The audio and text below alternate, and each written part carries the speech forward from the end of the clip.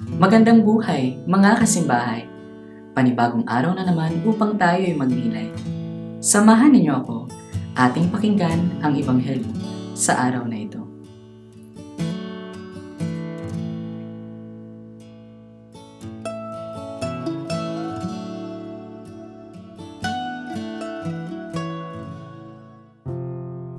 Ang mabuting balita ng Panginoon ayon kay San Lucas.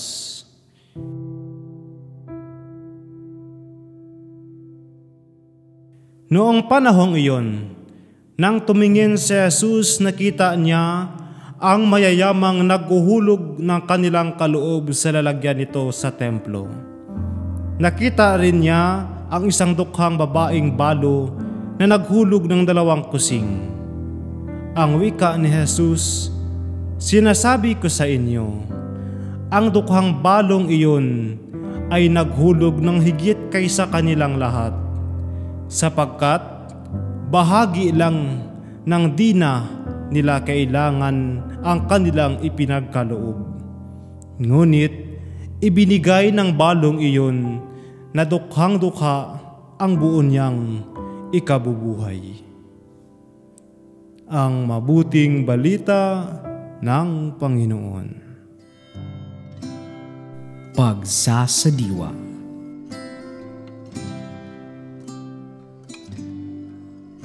Ang dukhang balong iyon ay naghulog ng higit kaysa kanilang lahat, sapagkat bahagi lang ng di nila kailangan ang kanilang ipinagkaloob, ngunit ibinigay ng balong iyon na dukhang-dukha ang buo niyang ikabubuhay.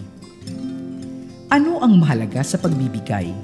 Ipinapahayag sa atin ng Ebanghelyo na hindi ang dami ng kayang ibigay ang mahalaga, kundi ang nilalaman ng puso ng nagbibigay.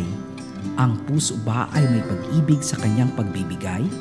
Ang puso ba ay may pagtitiwala na hindi siya pababayaan kahit ibigay niya ang lahat? Ang puso ba ay nahihirapang magbigay dahil natatakot maubusan? Ang puso ba ay naghihintay na magkaroon ng sobra bago magbigay? Magandang tanungin natin ang ating mga sarili. Ano ang nagtutulak sa atin upang maging bukas palad? Kapag may sobra o tira-tira na lang ba tayo? O kapag ang pagmamahal natin sa Diyos na pinagkakatiwalaan natin na hindi magpapabaya kapag ibinigay natin ang lahat? Sa ating Ebanghelyo, maaaring hindi lamang pera o yaman ang kabilang sa tinutukoy na maaari nating maibigay. Kasama rin dito ang pagbibigay ng panahon, lakas at kakayahan. Tira-tirang panahon lamang ba ang ibinibigay natin sa Diyos kapag wala tayong sobrang panahon, o kaya kapag pagod na tayo, o kaya marami tayong pinagkakaabalahan, ay sasabihin na lang ba natin sa Diyos na sa susunod na lang po ako magbibigay ng panahon? Pagsasagawa. Nawa katulad ng biyuda sa Ebanghelyo, hayaan natin na maubos ang ating sarili nang dahil sa pagbibigay sa Diyos. Huwag tayong matakot mawalan. Magtiwala tayo dahil ang Diyos ay hindi magpapabaya sa mga taong nagtitiwala sa Kanya. Tandaan natin na walang naghirap ng dahil sa nagbahagi sila sa Diyos, at ang gantimpala ng Diyos sa mga taong bukas palad ay yaman sa paraiso.